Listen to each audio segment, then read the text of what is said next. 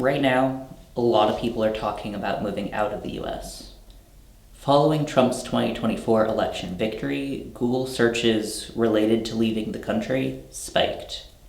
But even before that, getting out was a topic on many people's lips. For my full rundown of this discourse, and some tips on deciding whether moving abroad is right for you, check out my previous video, The Politics of Leaving. If you're here, I'm going to assume that you have already decided that moving away could be right for you. Not only that, but you are considering following in my own footsteps and moving to Germany. There are many countries you could move to as an American citizen. Much of the world opens its arms to us with our relative global wealth. Take a look through a Forbes travel article or two and you'll find any number of dazzling places you are told would be so very pleased to have you. Sparkling beaches and island paradises, many offering special treatment to so-called digital nomads, those remote workers able to maintain American jobs while living abroad. Yet I didn't end up in any of those places. I moved to Germany. Don't be confused. I am thrilled to be here. But Germany is a little bit of an odd choice, isn't it? It isn't one of the countries usually mentioned on those where to move lists. It's a nice country, beautiful landscapes, strong industry, a lot of English speakers and study opportunities, yet it never seems to be featured. I'm sure there must be a reason for that. What? It's just a bit of a mystery, I guess.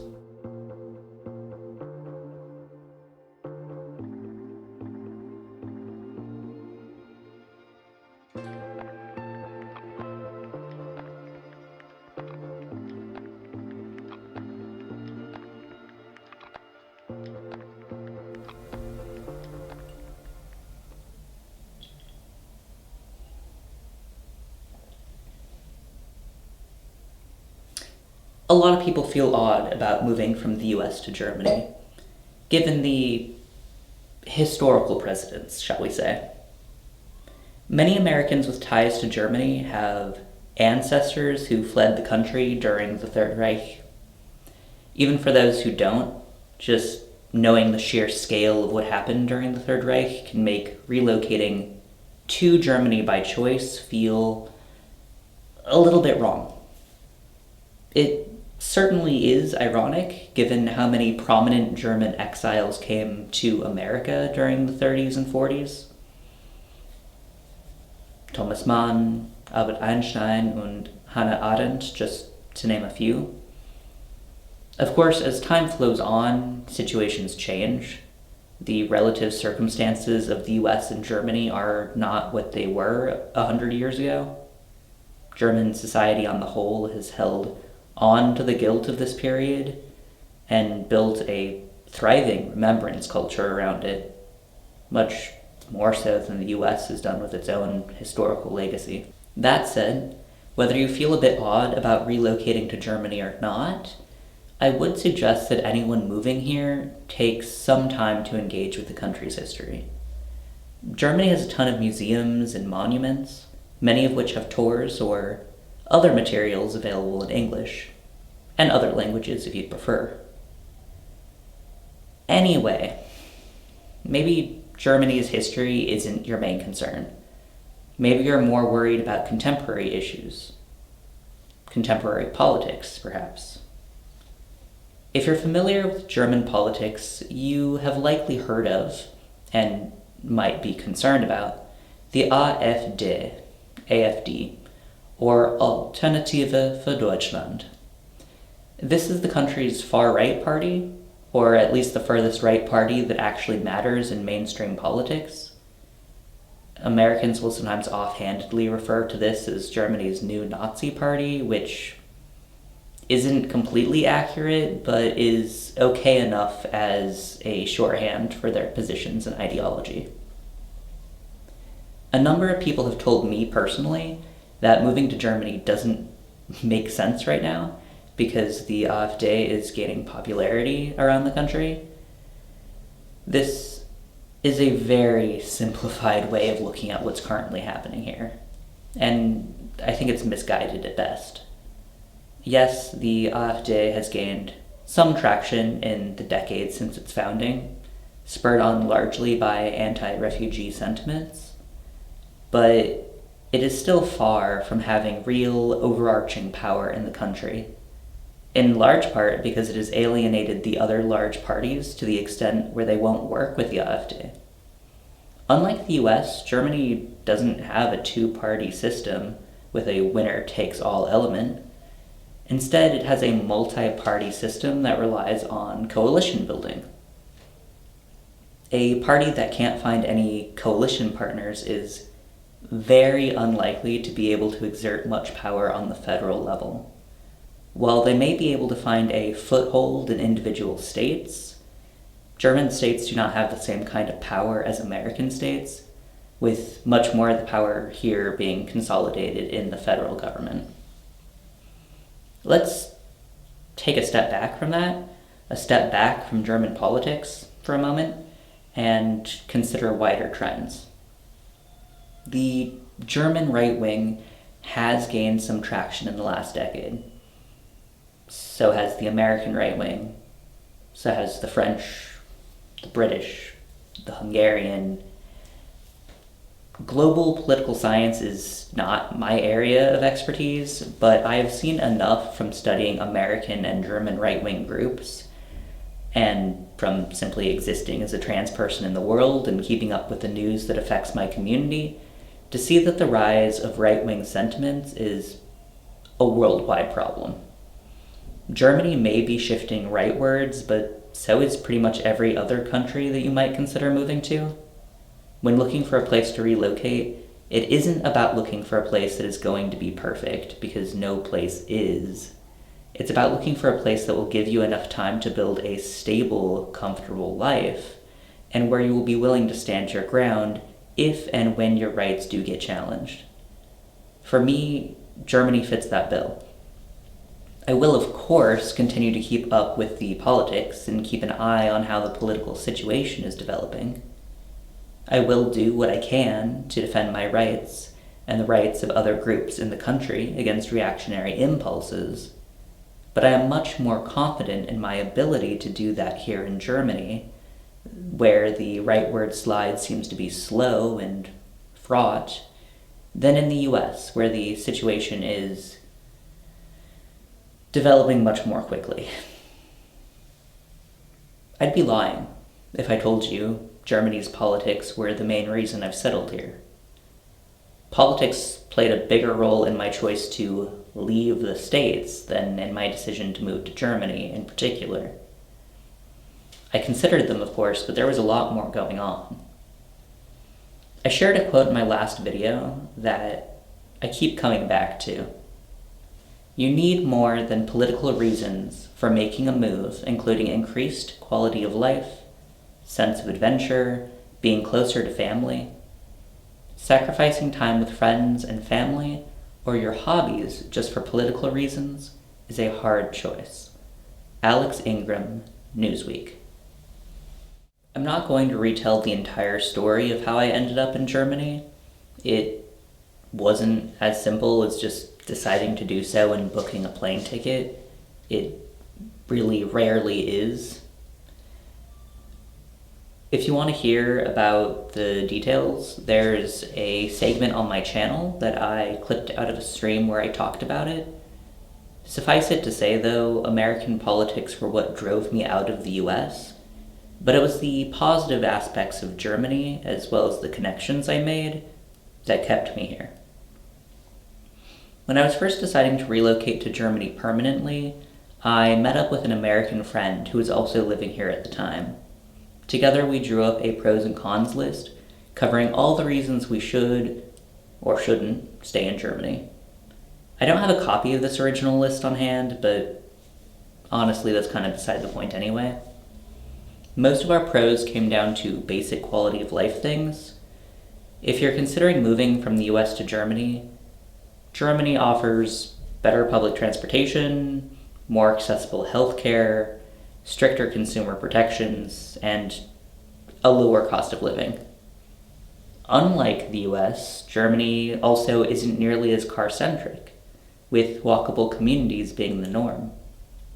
The Deutsche Bahn, or German Railroad, lets you go almost anywhere in the country without needing to drive, and if you get the Deutschland ticket, all short-distance train travel is covered for only 49 euros a month. The price on that will be increasing soon, but really not substantially. Long-distance travel can get pricier, but discounts are available for people under 26, and honestly, the convenience of being able to just go anywhere is completely unmatched in the United States in my experience. You can even catch train connections to other European countries. For people considering studies, the public university system here is another major plus. While tuition isn't free, it is comparatively cheap. I'm paying about 300 euros a semester, and that includes a student Deutschland ticket and some other student life fees. The exact cost will vary, but it's nothing compared to US tuition costs. Inexpensive student housing is often available as well, either as dorms on campus or as so-called WGs, essentially shared student flats. It's good to keep an eye on the exchange rate between the US dollar and the euro. They are usually pretty close to 1-to-1, but they do fluctuate, usually somewhere between 80 and 110 euro cents to an American dollar. Generally, the euro is a little bit stronger than the dollar, but again, check those fluctuations. Many German universities offer bachelor's and master's programs in English, so language doesn't have to be a barrier to studying either, though it would be good to take a basic German class as quickly as possible. Most universities offer these classes free to students, and even a low level of competency in the language will greatly expand your opportunities. In most big German cities, you can get along perfectly fine in English, but learning the language is something you will want to do eventually. So, what are the downsides of moving to Germany? Well, you have all the downsides of moving anywhere, which I talked about in the first video. Go check it out if you haven't yet. You'll have to leave your family, friends, and many belongings behind, and rebuild your life someplace completely different. The process of moving is expensive, and it can be difficult, both emotionally and practically.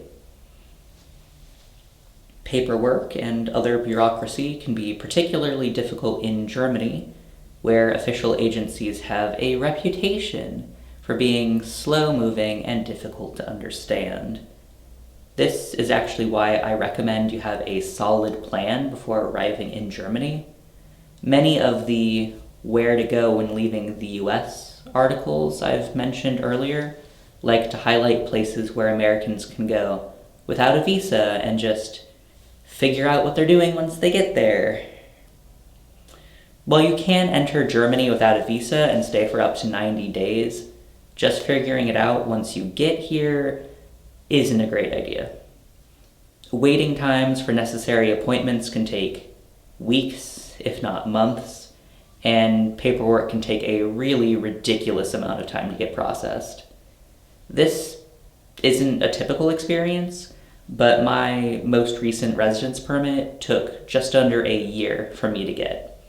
You want to get the ball rolling early if at all possible. Anyway, for an American moving to Germany specifically, the biggest drawback will probably be the culture shock. German culture can seem deceptively similar to American culture on the surface, which makes the differences all the more surprising to come up against.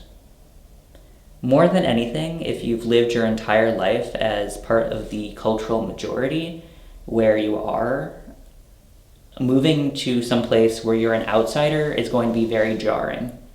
Experiencing xenophobia for the first time isn't pleasant, and will be amplified by the language difference.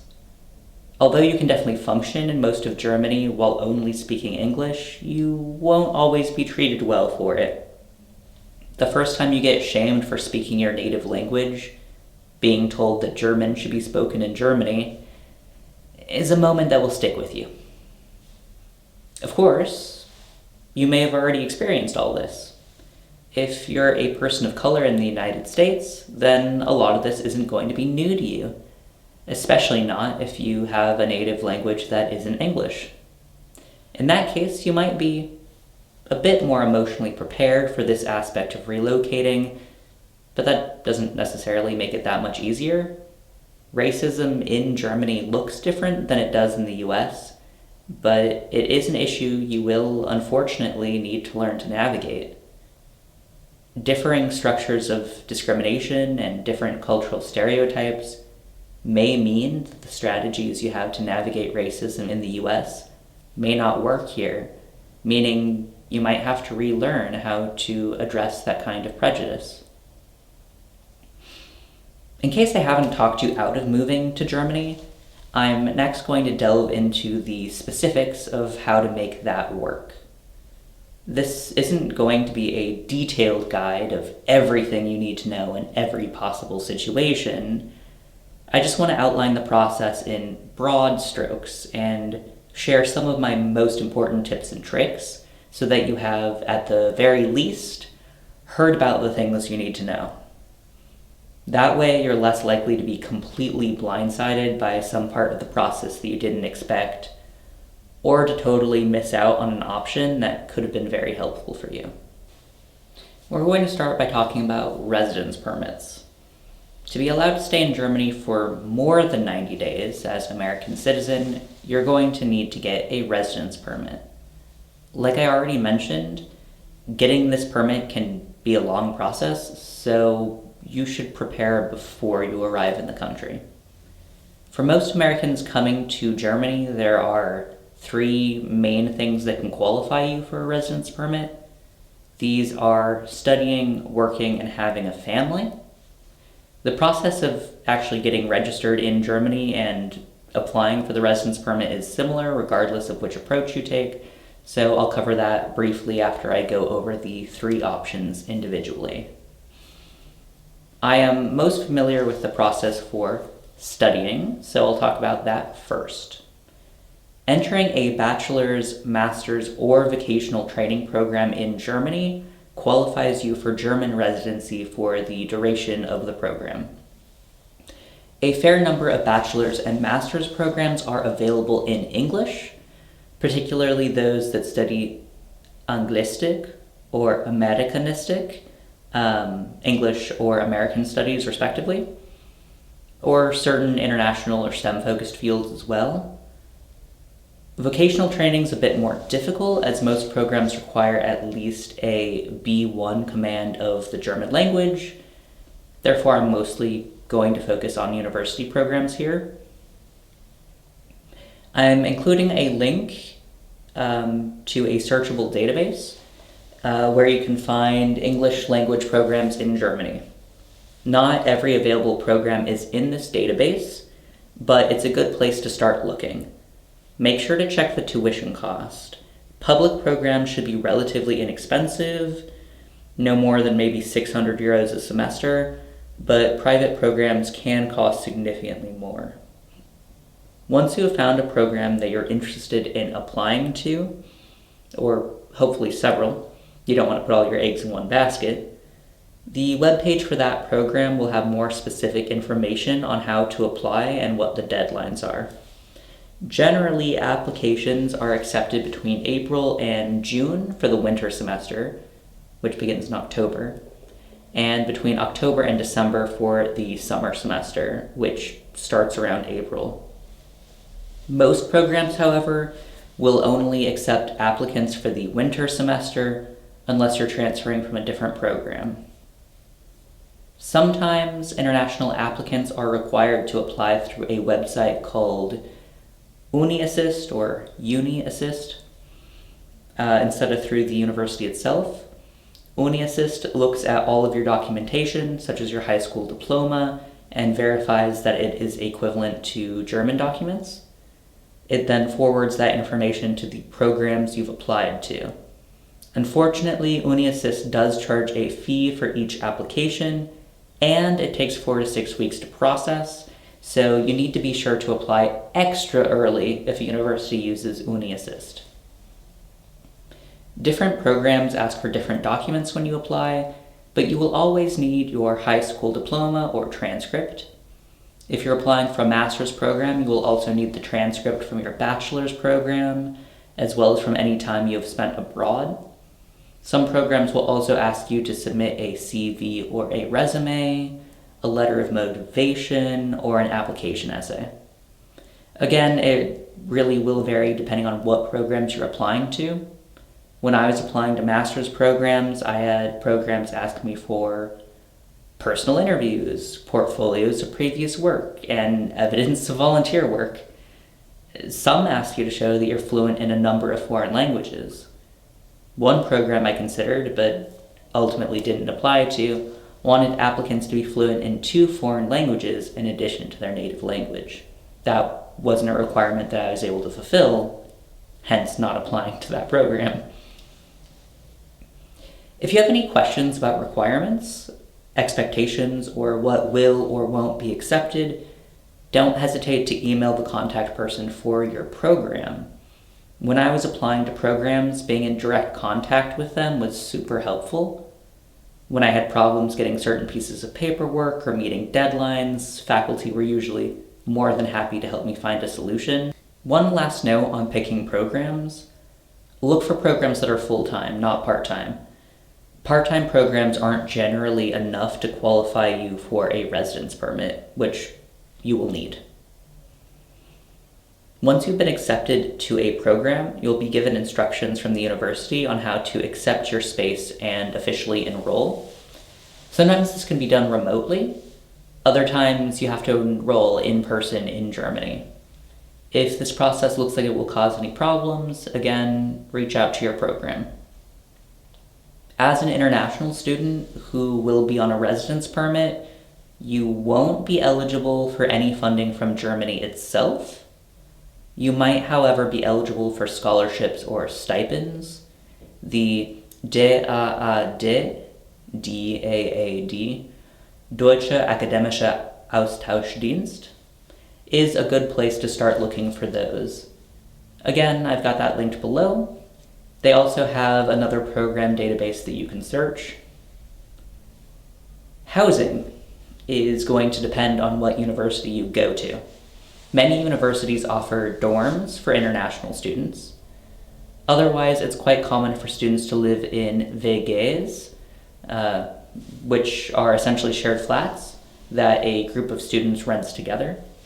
You can ask your program or your university's international office to point you towards any resources they might have to help you find a place.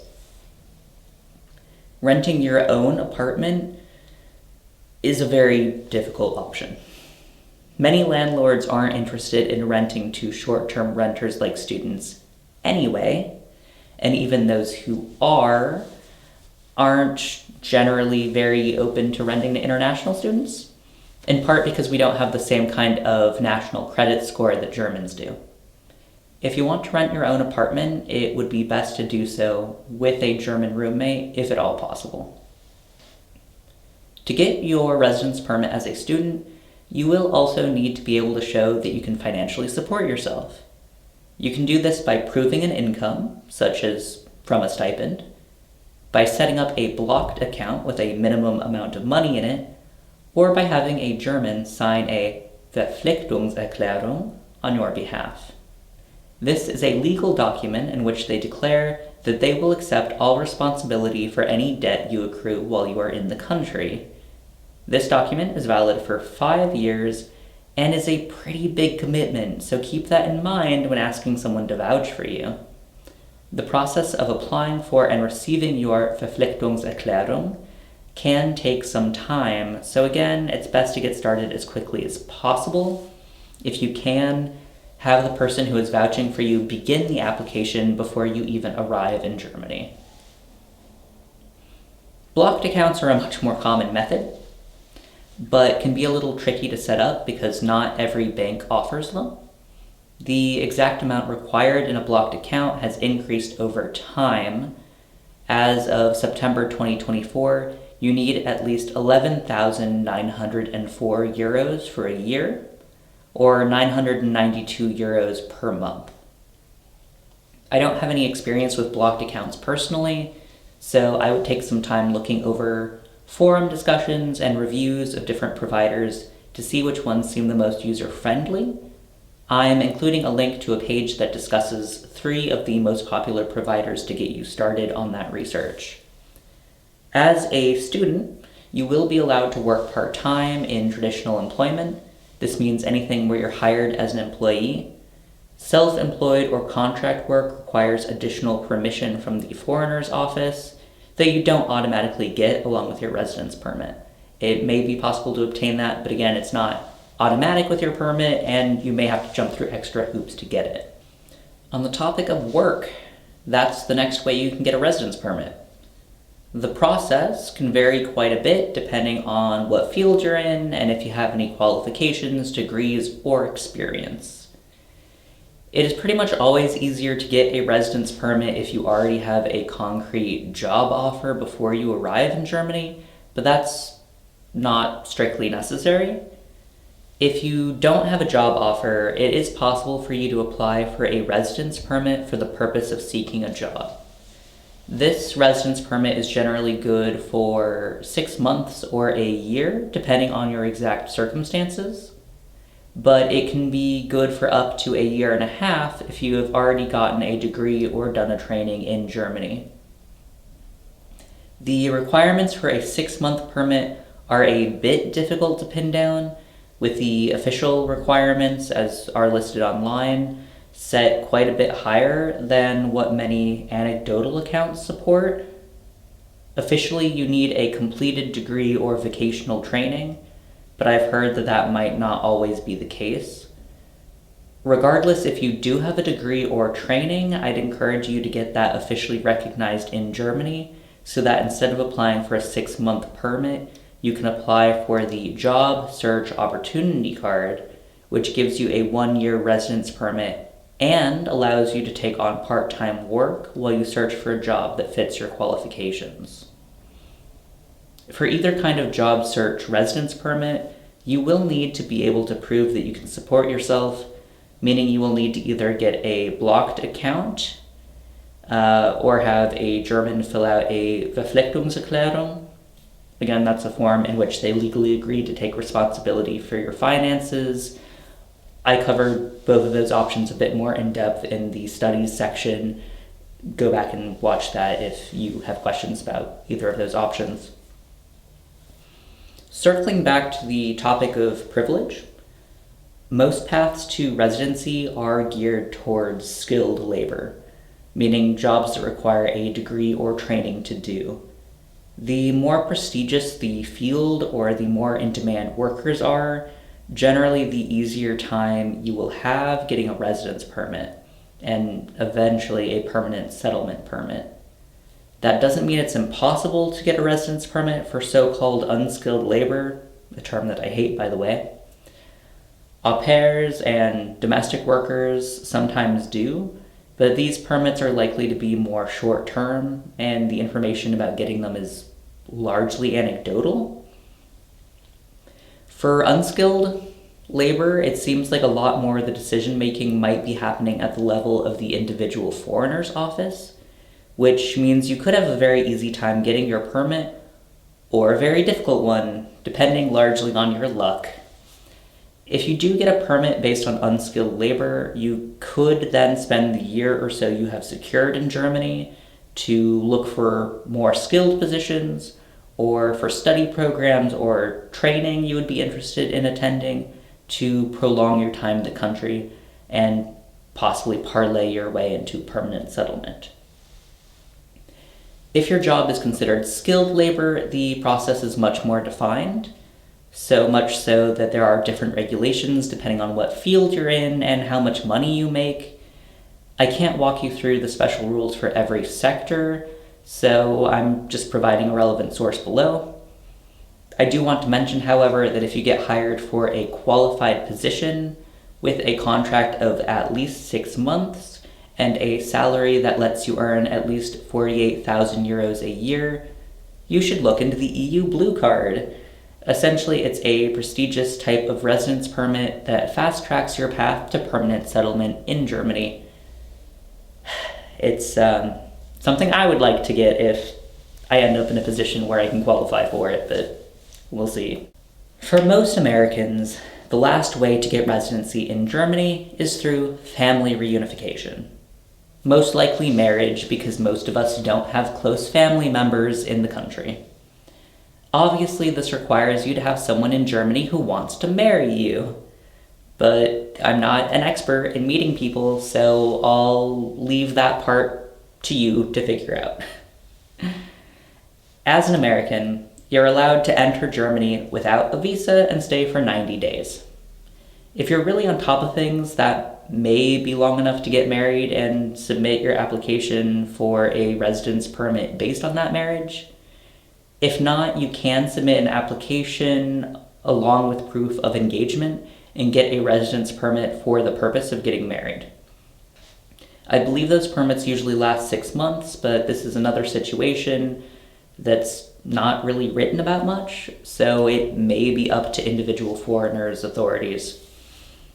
Note that if you're getting married in Germany, you will need a copy of your birth certificate that was issued not longer than 6 months prior. In cases where this is an issue, people sometimes opt to get married in another EU country that doesn't have that requirement, such as Denmark, than have the marriage recognized in Germany. Regardless, when you submit your application for a residence permit, whether based on marriage or on engagement, there are some special documents required.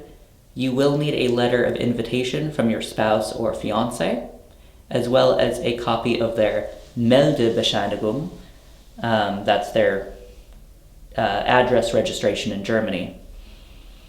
You also need to be able to prove at least a basic A1 level of German, whether through test results, proof of taking a class, or just showing that you have those skills when interacting with officials. If you don't already have an A1 level of German, it does not take that long to develop that level of language skill, but just be aware that you will need it and get started doing some practice now.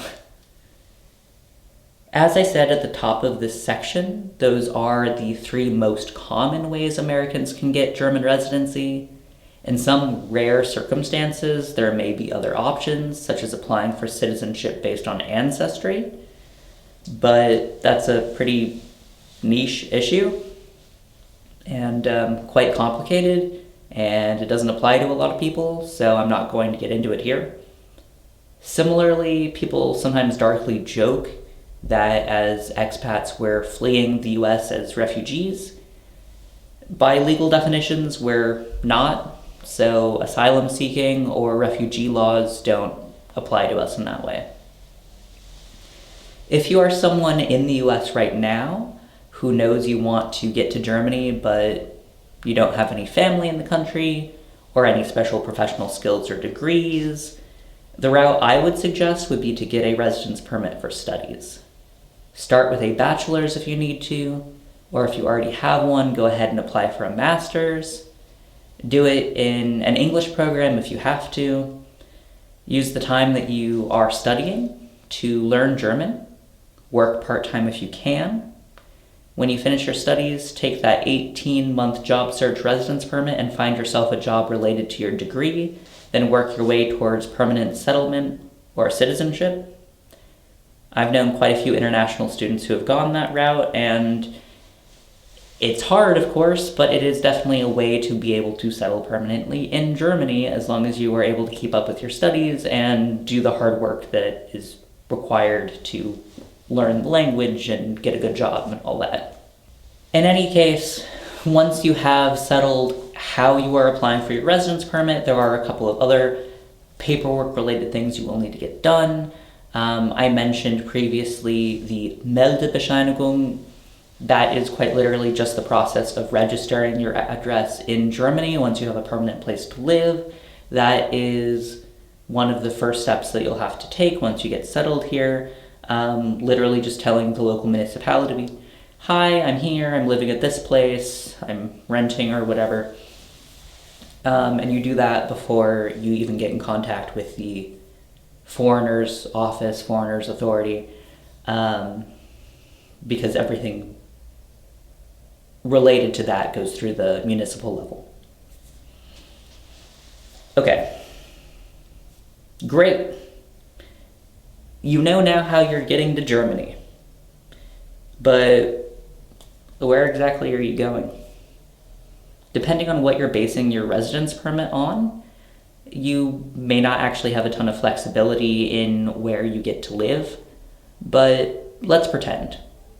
Let's pretend your job doesn't have a set office, your spouse is open to moving, you haven't committed to a university, whatever. Where are you going to go? When you imagine your dream location, the first thing you probably think about is if it's in the city or in the country, so let's start there. The German countryside can be quite beautiful, dotted with old castles and tiny villages.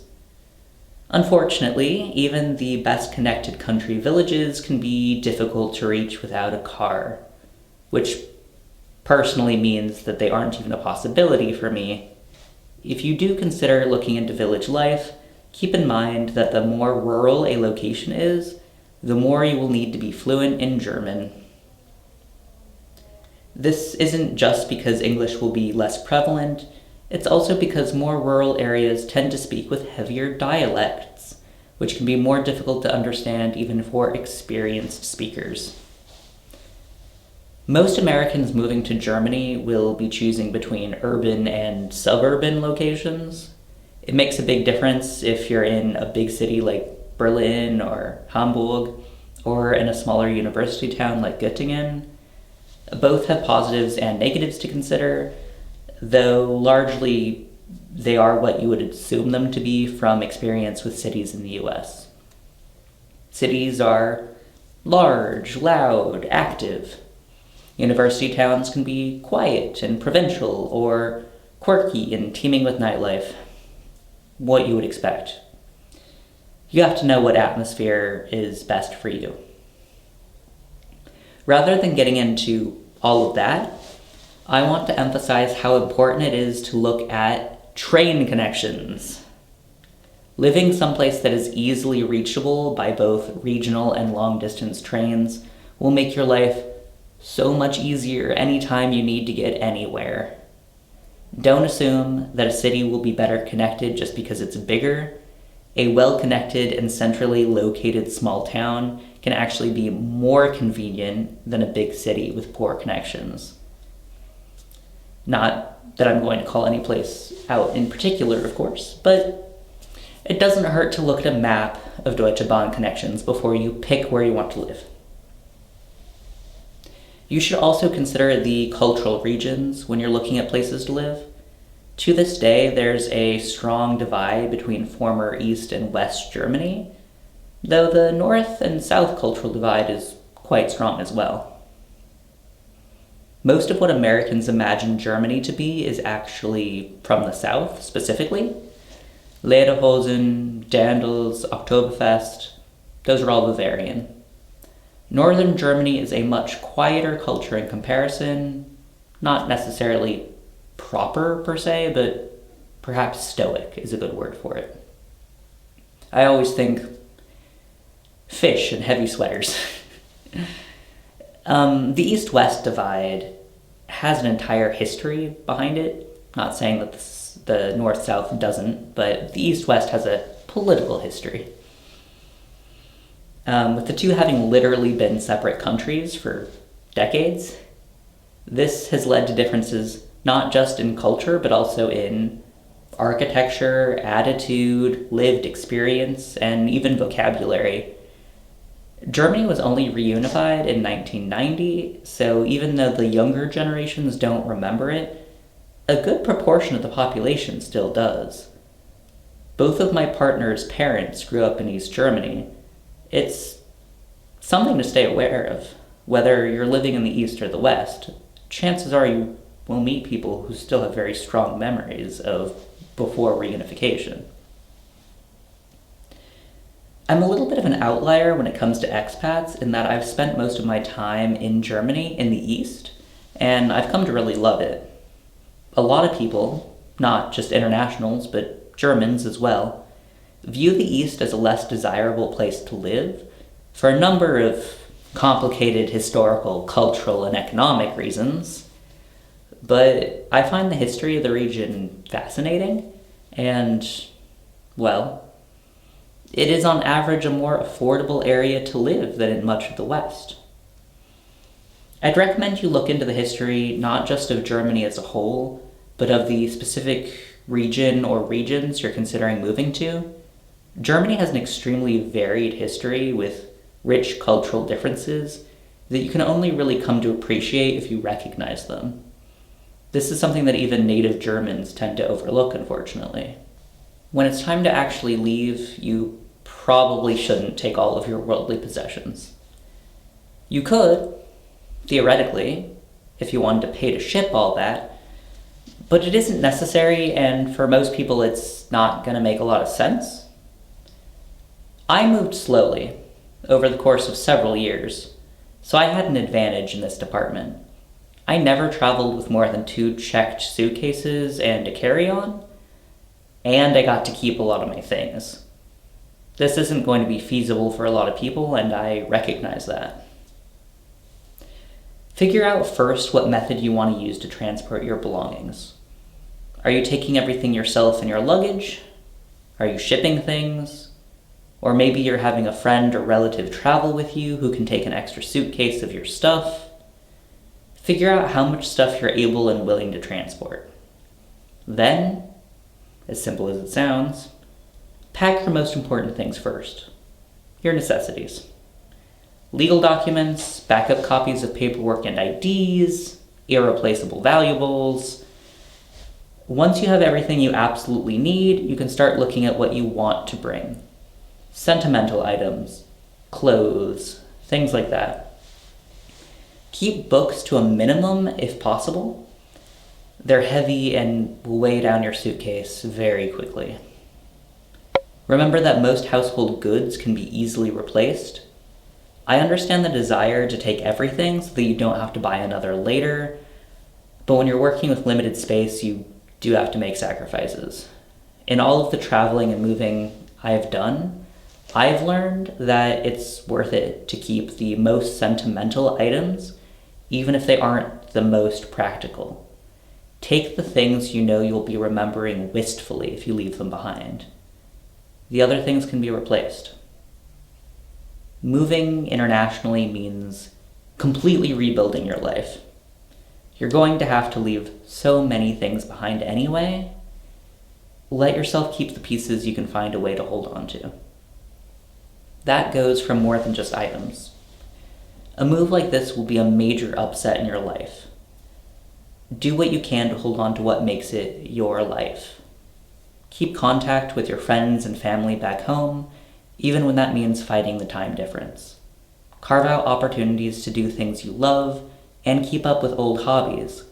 It's going to be hard for a while when you're still settling in, but it will help keep you grounded. It's normal for it to be difficult. Running into problems or culture shock doesn't mean you've made the wrong decision.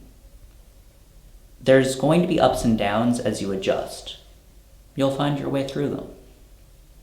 And if ultimately living in Germany doesn't end up being the right thing for you, that's okay too.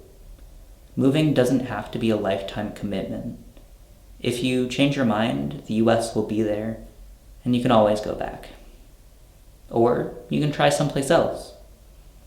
Life is long, and you'll have plenty of time to find out where you should be.